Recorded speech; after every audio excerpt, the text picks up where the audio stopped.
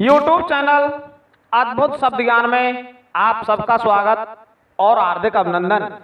ऋषि दुर्वासा को तो सभी जानते हैं, जिन्हें भगवान शिव का अवतार भी माना जाता है। इन्हें क्रोध बड़ी जल्दी आ जाता था। उनके क्रोध से पृथ्वीवासी साधारण मनुष्य तो क्या, देवता भी घबराते थे, क्योंकि ऋषि दुर्वासा क्रोध आने पर किसी को भी श्राप दे दिया करते थे। इसी प्रकार एक बार ऋषि दुर्वासा ने अप्सरा बपू को भी श्राप दिया था।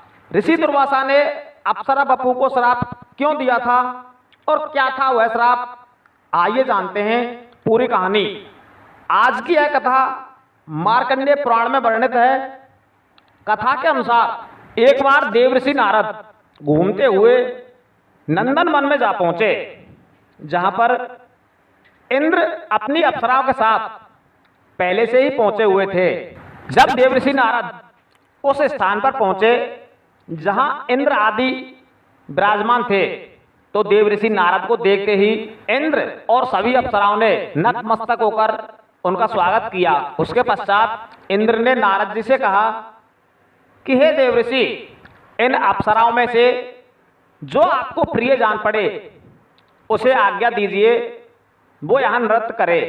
रंभा, मिश्रकेशी, उर्वशी, तिलोत्तमा, घृताची अथवा मेनका, जिसमें आपको रुचि हो उसी का नृत्य देखिए।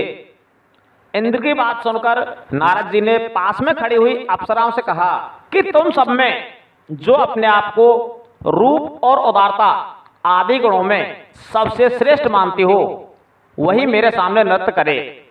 नारद जी की बात सुनकर सभी अप्सराएं अपने आप को एक दूसरी से श्रेष्ठ बताने लगी और कहने लगी कि मैं श्रेष्ठ हूं, मैं श्रेष्ठ हूं। नारद जी उनकी इस आपसी बातचीत को सुनकर मन ही मन बड़े मुस्कुरा रहे थे। थोड़ी देर बाद देवराज इंद्र ने कहा कि हे अप्सराओं, तुम लोगों में कौन श्रेष्ठ है, इसका निर्णय तो देवर्षि नारद जी ही करेंगे, अतः आप उन्हीं से पूछिए।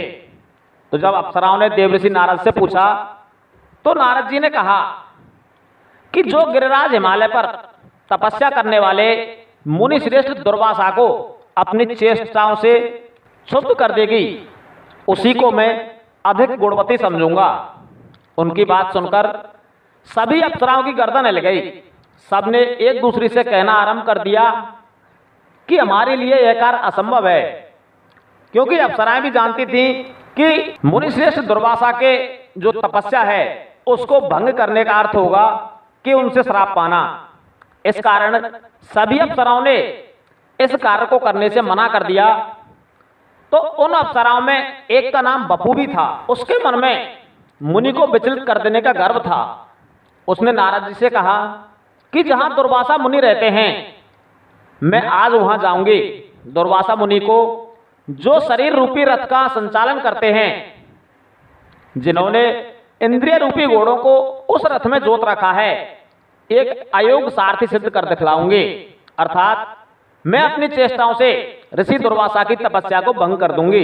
इस प्रकार कहकर जो अप्सरा बपू थी वह हिमालय पर्वत पर पहुंच गई, जहां पर ऋषि दुर्वासा तपस्या कर रहे थे।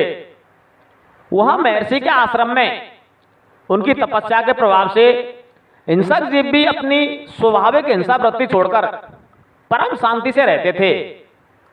महामुनि दुर्वासा जहां निवास करते थे, उस स्थान से एक कोस की दूरी पर वह सुंदरी अप्सरा ठहर गई और गीत गाने लगी। उसकी वाणी में कोयल के समान मीठी धुन थी। उसके संगीत की मधुर ध्वनि कानों में पड़ते ही दुर्वासा मुनि के मन में बड़ा विस्मय हुआ। वे उसी स्थान की ओर गए जहां वह अप्सरा संगीत गा रही थी। उसे देखकर महर्षि ने अपने मन को बलपूर्वक रोका और यह जानकर कि यह मुझे लुभाने के लिए आई है, उन्हें बड़ा क्रोध आया और वे उस अप्सरा से बोले कि आकाश में विचरने वाली मतवाली अप्सरा, तू बड़े कष्ट से उपार्जित किए हुए मेरे तप में विघ्न डालने के लिए यहां आई है।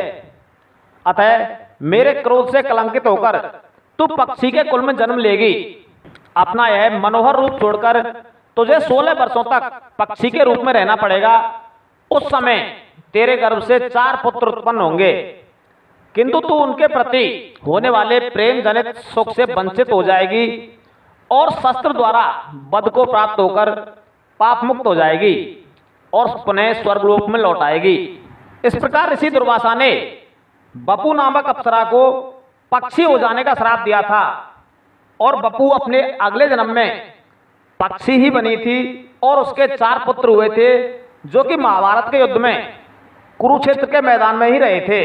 हमारा यह वीडियो यदि आपको पसंद आया हो तो इस वीडियो को ज़्यादा से ज़्यादा लाइक करें, शेयर करें और हमारे चैनल को सब्सक्राइब अवश्य कर लें। धन्यवाद।